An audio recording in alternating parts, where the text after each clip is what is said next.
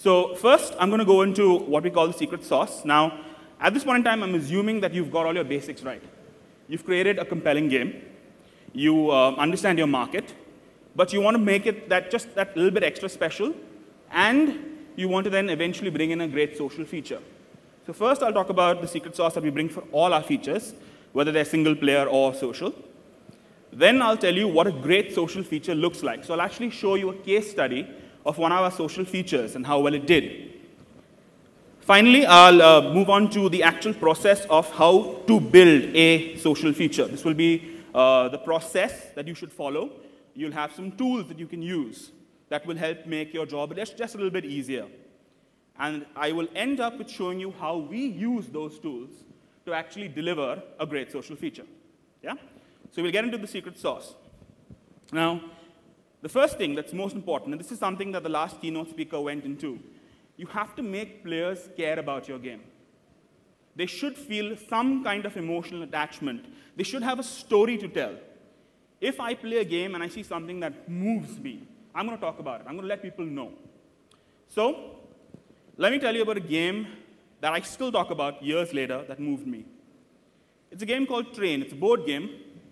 And a friend of mine told me about it. He said that, this is a new game. You should play it. It's, the intent of the game is you start up a passenger train service. And you've got to move as many passengers as you can from one point to the other. That's what you're rated on. So I'm like, amazing. Most tycoon games, what they do is they tell you, OK, set up a roller coaster park. And all the players that come in, they'll rate you on how fun the park is. So I was like, I'm going to make my trains the best trains ever. Yeah? What I'm going to do is, everyone's going to have as much space to sit in as they want. Each chair will have like a massage option. You'll have LCD TVs that will play movies for you all day. It's going to be amazing. Yeah? It's going to be so good that if any of you own stock in like Jet Airways, Indigo, sell. Because nobody's going to want to fly anymore after they get a chance to get onto my trains. Yeah? Why is this? Because I give you my personal guarantee that I will do anything that I have to make every trip that you take on my trains the best trip ever. I see you. All of you guys, all of my passengers, you complete me. I care about you. At this point in time, my friend tells me that ratings don't matter. It doesn't matter how happy your passengers are. All you have to do is you've got to move them from point A to point B. As many as possible, as fast as possible. So I made a slight change in my strategy. I decided, get as many people on that thing as possible. I do not care, right? Have people hanging out. Have people on top, right? Sell it as, hey, if we put 10 people in the engine room, it's actually warmer there. We're giving you access to a sauna. Those people who like, daredevil sports, you like bungee jumping, you like paragliding, you haven't lived until you've sat on the front of a rickety train that is breaking every speed limit possible, because all I care about is getting you to that point as soon as possible, right? So all sense of human decency is out the window. I no longer care about you. I don't see you. You don't complete me. I want you to get you to where you have to go. So I play the game, and I'm doing really well. I've moved a ton of people from A to B. I'm in the lead. And at this point in time, the game reveals to you that you're working for the Nazi party. You are transporting prisoners to a concentration camp. So the more efficient you've been, the more people you've actually led to your death. Games make us feel feelings, right? Your game should make you feel, it should make you care, it should make you think. And this, again, leads a lot into the earlier keynote, in that we focus so much on violence that we don't focus enough on the softer emotions that are actually the stronger emotions. So that's what Zynga tries to do in all of its games. We tell players a story. We try to bring them into a very basic narrative. Now, I'm not talking Harry Potter. I'm not talking a fully plotted story. I'm saying you give them a few things to care about. Now, it could be that you've got an NPC in your game that has fallen in love with another NPC. It could be you're making a game like Pac-Man. People still care about Pac-Man. People still care about the squares that you see in Thomas Was Alone, because they're almost human. right? So this is what we do. Like, this is a poster for one of our games, right? Create your happy ending. Look at how happy everybody is. That dragon looks like somebody that I would probably have a beer with. Everybody's happy, everybody's, there's a sense of belonging already before you even start playing the game. And then what we find is, when we add this soft little layer of fiction, players start caring about the game. They start caring about the characters. They start making up their own stories. And that's when you know that you have a great feature. So Zynga has a special term for this. It's called surprise and delight. What does this mean? When I am completing a quest, you'll tell me, hey, complete this quest and I'll give you 5 gold coins. I expect those 5 gold coins. But when I get those coins, you need to delight me. Make the animation amazing, right? Have somebody pop on board and say, hey, you're the best player ever. Even when I get something I expect, go the extra mile and delight me when I get that. Surprise is something that I'm not expecting. It's something that you've been playing the game for so long, so here's a gift, because you're amazing. You've come back and you've helped so many people, so here's a recognition, a medal, something. It's this unexpected reward that makes you feel good about yourself. So here's your reward for being so awesome so far. Puppies. Who doesn't like puppies, right? So this is what we do. We try to bring in these little elements that make players care about our games and want to stay longer. Now, this is the sauce that we bring to all of our features. But the intent of this talk is to let you know what you need to do specifically to socially supercharge your game. So let's look at what that means. What should you aspire to? This was a game that we did in Farmville. This was a feature that we did in Farmville. It's based on a gacha mechanic. Now, for those who don't know what that means, gachas are basically like vending machines. It started out in Japan. So, for example, let's say you've got a machine for the Avengers, right? And you see, okay, there's Thor, there's Iron Man, there's Hulk, there's Black Widow. And all you have to do is put in a coin and flip a switch. And this little plastic egg will come out. And you can't see what's in the egg. When you open the egg, you get one of those characters. And you never know what you're going to get. And some of the characters, obviously, you are really, really common, and some are extremely rare. So you might flip the switch 10 times and get like 9 different Hawkeyes. And nobody wants Hawkeye, right? You want Iron Man, you want Hulk, but those are really hard to get. So what does this do? You want a complete collection. So you're going to reach out to other people and say, hey, I've got 6 Black Widows. You don't have any Black Widows, but you've got maybe an Iron Man. Can we switch? Can we swap? So you now are forced to reach out to people and work with them, and it's a pleasant experience, because if you're doing that because it helps you. So Farmville was one of our first few games that broke away from this entire concept of a hard viral gate. What's a hard viral gate? For the longest time on Facebook, it was, okay, you want to put down this building, and you want to start a feature. But before you can do that, you've got to get 10 friends to send you hammers. You can't move forward unless you get these 10 hammers. And players know that this is of no value. All you're doing is you're artificially stopping me from moving forward. They do it because they have to, but no one likes it. So this game, what it did is it says, hey, we do want to make virals powerful, but we don't want to stop players from going ahead. We want to give those virals value. So the loop works. You have a chicken coop, and you harvest it. And you gain XP, you gain coins, and you have a chance of finding a rare egg. The rarity, obviously, is based on a random chance. And you now have this egg, but you can't use it. You have to share it with your friends. So you share the egg, it's posted to your feed, and now your friends, a maximum of 3, can accept that egg and take it and keep it on their farm. So this is a lot like the 1+ invites, where everyone's desperate. Hey, do you have a 1+ invite? Because I want to buy the phone, right? So this was something that we did years ago that mirrored that. So you go on your friend's post, you collect the egg, and now you open it. Again, you don't know what's inside it. You know it's a rare egg, but you don't know what's inside it.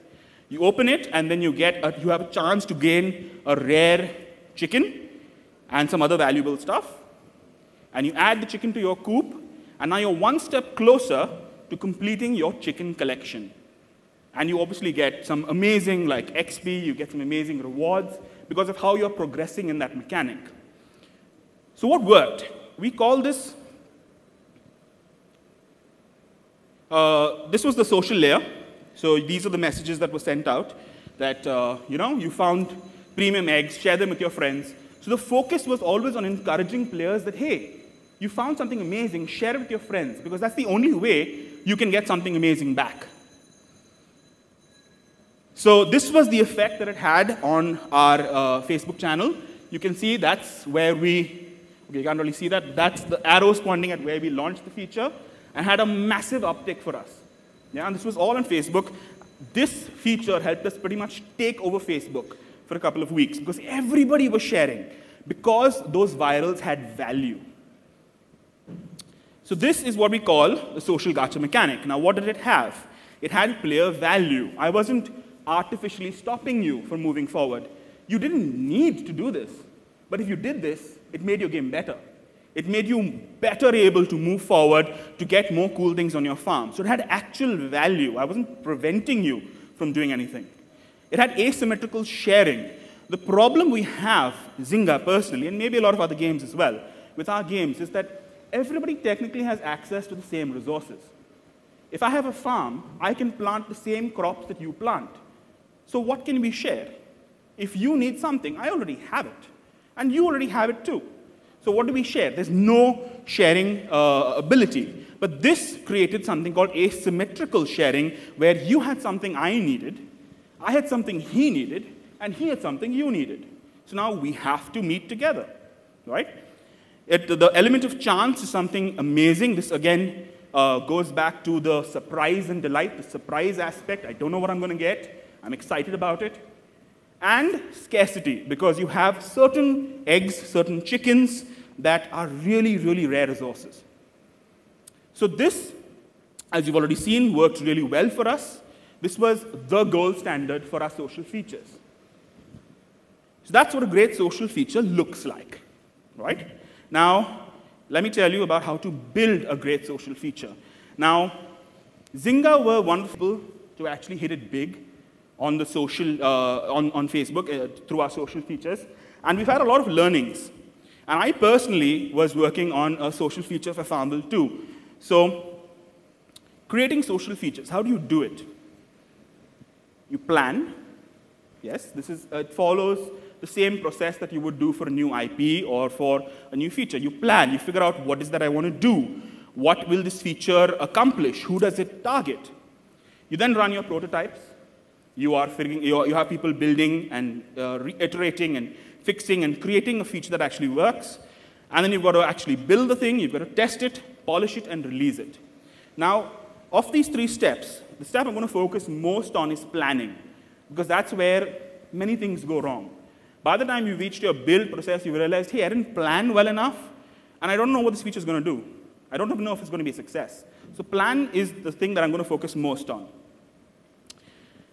Community is the backbone of social. What does this mean? Again, mobile games now have the ability to create actual value when it comes to reaching out to players.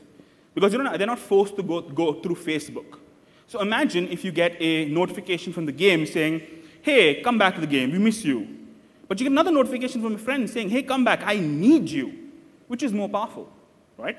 And mobile games have the ability to do that. So when we were deep diving into what we wanted to do, we were like, yeah, sure, we're going to use Facebook, but we're not going to depend on Facebook. We want the feature to be so amazing that I want to reach out to friends. I want to get them in because it's in my own best interest to do so. So we looked at, okay, how do communities connect? And we found that strength of weak ties. There's actually a video at the bottom. So what I'm going to do is that I'm going to share this presentation with anybody who emails me. My email address will be at the end. So all you have to do is email me, and I'll share this with you. And you can go through it and get in touch with me if you have any specific questions. So my notes cover a lot of the stuff that I'm talking about. And you'll find links and hyperlinks in my notes as well that will give you more information. Anyway, strength of weak ties. So what does this mean? That's me. and I've created a small little network of my own, friends, and then it expands. And at this point in time, my network has hit pretty much the maximum capacity. Then I meet this girl. She's now my wife, by the way, Yashika. So I meet this girl, and we hit it off. We connect. She's got her own network, and there's a connection between us. And that connection supercharges our two networks. Why is this? Imagine, if you will, you make a new friend. And that friend posts an article on Facebook. And your friends really like that article. They're like, hey, this guy makes sense. Let me send him a friend request. You've now supercharged your networks because your friends are reaching out to him and reaching out to his friends. So the friends of friends, the like, the I want to get to know this helps you to expand your horizons. It helps you to expand your networks. That's what we wanted.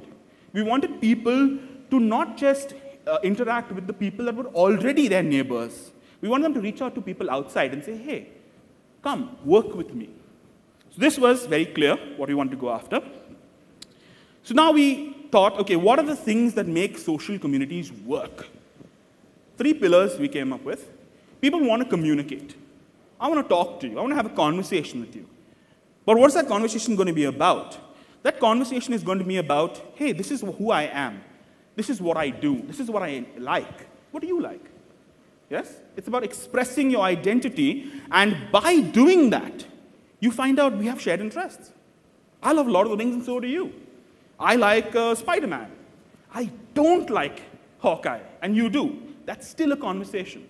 So that's what helps relationships in the communities form, these 3 pillars. But it's still nebulous. I mean, okay, these 3 pillars exist. What is it that I'm supposed to build? Where do I start? So we went even deeper. We said, okay, we've seen the 3 pillars that form relationships in a community. What behavior does that drive? Players like to express, sharing who they are. They like to grow their world, meet and connect other players. They like to play with the right people. I don't want to play with people that are nasty or people that don't really want to help. And finally, they like spending time together. So, okay, we've got a start. We know what player behavior is positive for our game. What are the emotional rewards? Now, emotional rewards are super important because it's not just, hey, play the game, and I'll give you 100 gold coins, and you can spend these gold coins. Over a period of time, that starts to lose its value. Plus, it actually affects you because you are giving free stuff away to players. Emotional rewards, when I come in and I say, hey, my friend's online at the same time. Or, hey, I asked for help, and these 5 guys came forward, and they helped me. That's powerful because that's what human beings search for. That's what we want. So emotional rewards are all of these. Sense of inspiration. I visit somebody's farm, and their farm is beautifully decorated. And I'm like, hey, I want to do that. A sense of appreciation. I really like what you're doing. I really love the way your farm looks. A sense of discovery, empowerment. A feeling that, hey, we're in this together. And that's so powerful because if I'm in this together with you, and you stop playing, I'll do everything I can to bring you back. And when I reach out to you, you're going to feel bad. You're like, he needs me. I need to go back. So your players become your evangelists. So we finally dived right down in and we said, okay, finally, we have our pillars. We have our inspiration, what we want players to do. But what are the mechanics that will lead to that? And that's what we care about, right? We want to build something. And what is that thing? So we came up with a list of meta-social mechanics.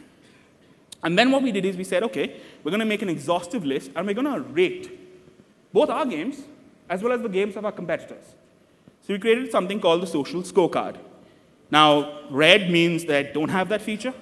Green means they have the feature and it's awesome. Yellow means is, hey, they've kind of done this feature.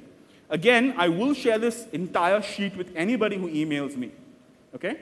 So now we have this huge number of features. Now the problem is, earlier on we didn't know what to do, and now we have plenty, too much to pick from. Which feature should I start with first? What does my game need? I don't know. There's a list of like 25 different features. How do I pick? So we said, okay, we know what our database is. How do we pick from this database? So we came up with something that we call the social thermometer. Okay? So now I have a huge list of social features. I want to figure out what my game needs. I need to look at what my game gives to players.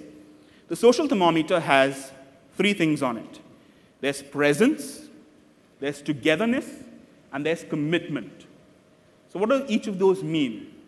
Presence is, I enter World of Warcraft, and I see this amazing-looking character that's level 100. I'm like, I want to be that guy. He's got like these amazing bristling weapons, and I've got a butter knife. I want to be that guy. That's aspiration. There's no interaction between him and me. I'm walking by, I see him, right? So you see this cool-looking character, and she's got black wings, and everywhere she walks, she leaves like fire footsteps.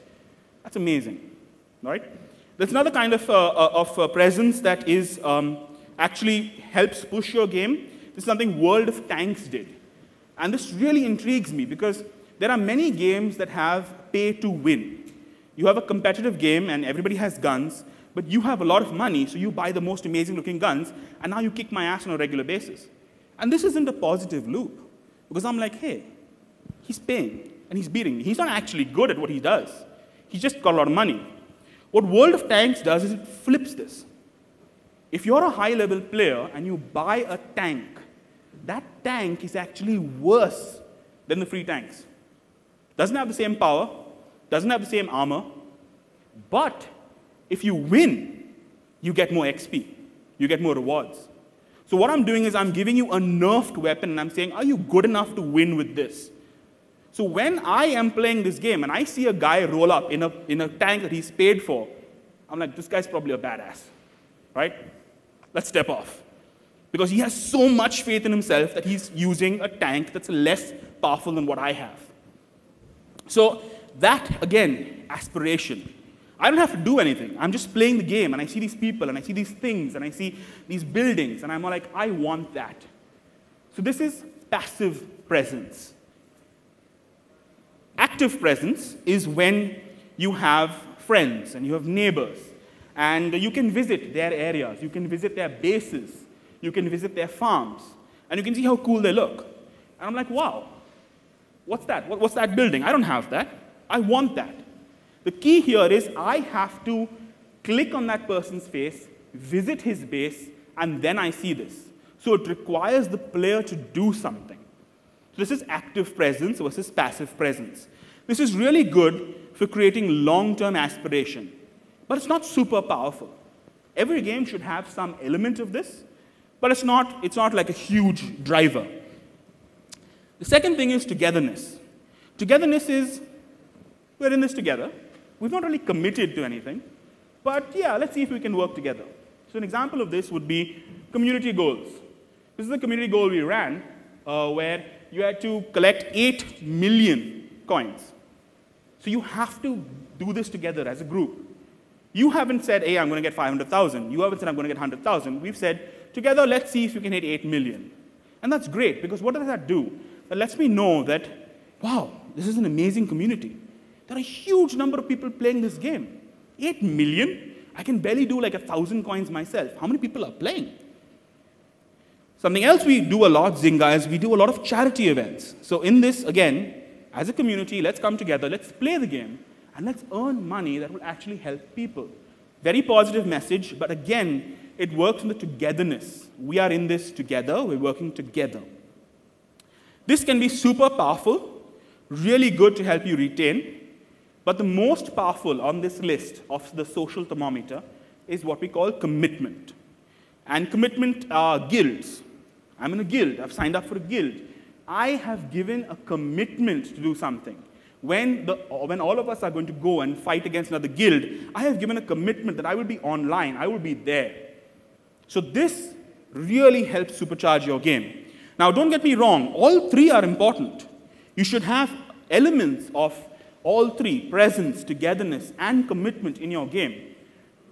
But what we found is that commitment is the real big driver, something that's really strong. So that's the social thermometer. As I said, you've got presence, togetherness, commitment. You use this by looking at your game and seeing what features it already has, and saying, what do these features do? What of these three elements do these features drive? And you find, hey, I have enough presence in my game, I have enough commitment, but I don't have enough togetherness. So now you know which direction to go in. You open your social elements that target togetherness, and you decide to add this into your game. So that's your planning phase, right? I want to bring a social feature, I want to know what the gaps in my game are, and I'm going to now go after that kind of feature. So your next step now is, you've decided a direction, and you're going to create a spec. You're going to create something that your developers can look at and say, OK, I know what to build. So I'm not going to go very deeply into this, but I'm going to tell you about some of the learnings that we've had at Zynga. What we always have, and this is super important for driving your feature, is design goals. So design goals they're a bit nebulous. They are, how do you want your players to feel after this feature releases? What do you want them to say? Your product goals are, how do you want your players to behave? Do you want them to come more often into your game? Do you want them to play longer? How will their behavior change? Will they spend more? Now, the key here is that your experience and your behavior are super closely connected. If I have an amazing experience in your game, I will change my behavior. I will come more often. I will tell people this game is amazing. If I change my behavior in the game, where I'm coming more often, I'm playing 3 times a week instead of 2, my experience will change because I will be able to do more. So these are very closely linked, and this speaks to how important it is for your designers and your product guys to work very closely together. It has to be a unified vision. So, OK, you've decided, I'm going to go after this feature because it's a gap in my game. Here are my design goals. Here are my product goals. You need to have a vision. Now, the vision, it has 2 elements to it. Your X statement is your movie poster. How are you going to get players excited about this feature? Because remember, there's no point making a feature if your players aren't going to play it. So, an example I heard of about this that encapsulates it well is Lord of the Rings. The movie's release, and EA says, we're going to make games on these movies. And the poster simply says, play the movie. Awesome. I'm excited because I love the movie, and I want to play as those characters. So now you've got players excited. But now you have to look internally. How am I going to make sure that my developers know what I have to build? So you're going to put something called a razor. So in the same example, the razor could be play as Legolas, Gimli, and Aragorn in 10 levels set from The Return of the King. So you've picked a movie, you've picked the levels, you've picked the characters. Now bear in mind, this is not covering, hey, the level should be 10 hours long or 15 hours long. That will come as you build your spec. But what you've done is, some brilliant guy comes and says, hey, Gandalf is super awesome. We have to add Gandalf into the game. And you're like, no, no, 3 characters. That's our razor. You want to add another character? Let's go back and change the spec. So this is super important because what this does is it keeps your team on point. They always know, hey, this is what the players need to feel, and this is what we need to build. Super important. Now, what we do at this point is we've created a spec. We know what we want to do. Now we need to prototype it. And the problem that I've seen, and I've seen this in several companies in India, is that we're not very good at prototyping. What we try to do is we tell the UI guys, hey, here's the UI, and I want to see how this works. And they'll go off for 5 days, and they'll come back with a perfect UI. But that's not how prototyping works. Prototyping is, hey, draw boxes. Click on the boxes and figure out if they work, and then change the damn boxes and change them until you get it right, and then you actually build the UI. But nobody wants to turn in imperfect work. Right? I'm a UI artist. I don't want to turn in something that looks crappy because my job is to make good-looking stuff. So you have to have people change their mind. My job as a game designer is to give you something that's fun. If I give you something that isn't fun, then I failed. But the point of prototyping is to create something that's fun. You're not supposed to have a prototype that's amazing the first time out. So get it done. Don't get it right. Try to have a prototype ready as soon as possible.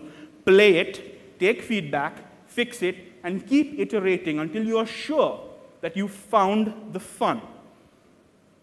Prototype fast, prototype often. A/B testing is key. Now, what does this mean? This is something that Zynga has done historically the best. We try to test everything because we want to give players the best possible experience. We want to let players know that, hey, this feature is amazing.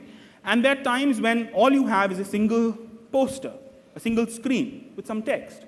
And it may not do the best job possible to convey what you want them to have. So you have to have a couple of different ideas. And you have to say, OK, here's one message, here's another, and here's a third. I'm going to test them. I'm going to see which one works best. And then I'm going to try to iterate on that. So now, my colleague Rachna will actually be speaking more about this in her talk tomorrow. And I urge you guys to attend that. It's at 3:30.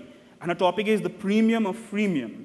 What I'm going to give you is insights in how to hopefully build a great social feature. She'll tell you how to actually make money from it. 3:30 tomorrow. So what we found is great tools are not enough. You have to give me pertinent information. What does that mean? Facebook, I have 100 friends, and I can barely remember my own birthday. I can't remember anybody else's birthday. And Facebook pops up a message saying, hey, it's your friend's birthday. It's a great tool, and it's given me pertinent information. It's given me information that I can now engage with. And I'm like, OK, perfect. It's his birthday. I'm going to send him a birthday greeting, right? So it's not just enough to say, I'm going to put in a chat. What does the chat do? We all know, I mean, we've used Skype. Chats devolve into this huge list of messages, and I have no idea who's saying what. Give me the information I need. Who has sent me a message? What do I need to do with that message, right? So we found build great tools, make sure that they give players great information, and that leads to social nirvana. So again, my document has more links in the notes about some prototyping articles. There are a couple of books, but some of them are a little bit out of date. One of them still talks about Unity 4, for example. But the more you prototype, the better your feature will be. Mostly because there's times when you'll realize, hey, this feature is not really working out, and we have to go back to the drawing board. Test your feature. You have done everything right up to this point, and now you've got to ensure that a feature makes sense. The drawback to prototyping is that when you've got, like, let's say you create a little board game, and everyone's playing, and they're fun, and it's exciting, that will give you a very false idea of how fun your game is. Because that's not how people online will play. You may be in a different time zone from me. So when you reach out to me, I'm not online. I have to come online, and now you're not online. So we're not actually talking. So that is something that's really hard to bring out in a prototype. So be very careful about that. That's where testing your feature comes in. Now, what Zynga has done is we understood that social is extremely hard to QA. So what we do is we create a small list of our top players. And we do something called a whitelist period, where we give them access to the feature. And we tell them, hey, be ruthless. Tell us what you think. Would you play this? Would you tell other people to play this? How would you rate us? And this is amazing because it gets us a huge amount of information from players, and it also makes players feel empowered. Feel special. Nobody else has access to this. We have 1.5 million players a day, and you are from a group of 150 that we've selected because we care about what you think. So these are your your amazing players that will then, once the feature is ready, become your instant evangelists. They're like, hey, I like this feature. I helped build this feature, right? So that's it. So far, we have gone through the basics. I have shown you what a great social feature looks like. And now, what I'm going to do is I'm going to tell you how we used the approach that we came up with to actually build a social feature. So just to recap, plan, prototype, build, test, polish, and release. You use your social thermometer to find out what are the gaps in your game. What are the social needs that your game is not taking care of? So we looked at Farmville 2, and we found that we have presence, we have togetherness, we need commitment. OK, fine. We know what to go after. Let's look at this list and figure out what are the best features to bring commitment to our game. So we chose guilds. Now, where do we bring guilds into the game? We had something existing called the order board. What that was I'll tell you, hey, I need you to give me 5 strawberry cream pies. So you'll go onto your farm and you'll plant strawberries. And then you'll go to your cows and you'll get milk. And you'll make that milk into cream. You'll merge the two together. You've got strawberry cream pies. My order is now complete. If you complete 15 orders a week, this is a weekly feature. Every week it resets. If you complete 15 orders a week, you get this awesome reward. You get 100 favors. Now, I'm not going to go into what favors are, but they are a super important currency in our game. Very aspirational. So if you complete 15 orders, you get 100 favors. So we looked at this and we were like, can we make this social? Because what we found is, players would come in and they would complete orders one week, and then the next week they'd be like, I don't really need to. So it was inconsistent. So let us look at how we actually created the spec. We looked at our social thermometer. We figured out we need commitment, we need guilds, and we know where to build it in. But what are we building? So we're going to provide a meaningful social experience to the players. Why? Because we want them to be committed to our game long term. More specific, players should feel like they're part of a team. More specific, playing together helps my farm be better. And there should be a chance for me to stand out, me personally, in my group. I want to be recognized, and I want my group to be recognized. And I shouldn't have to change my behavior too much in order to help my group. The product goals were, we want to increase the D50 bookings, the D50 money, and we want to increase our retention. We want people to come back more often. So our vision, and again, this is the movie poster, and this is your internal team message.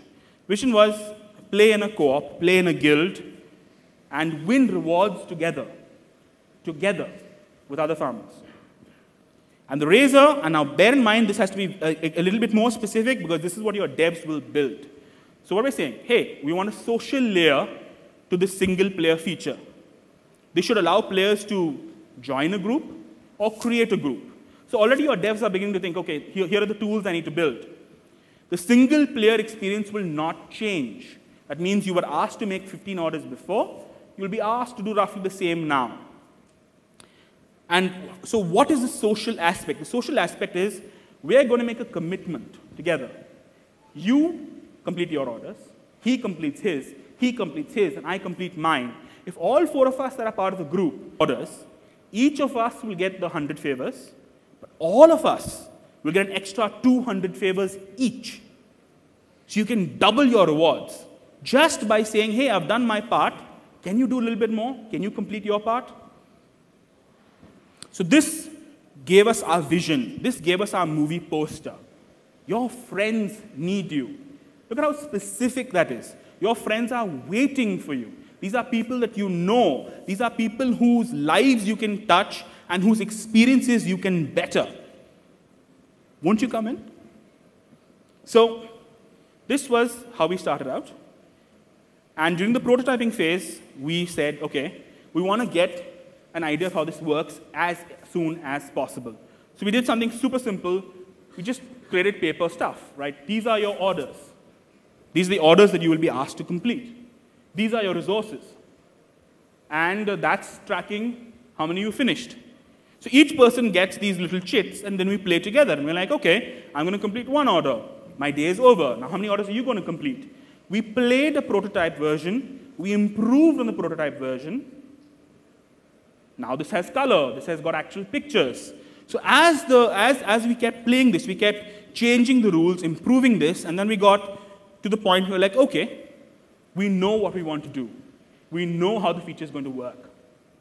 This took 2 weeks, by the way.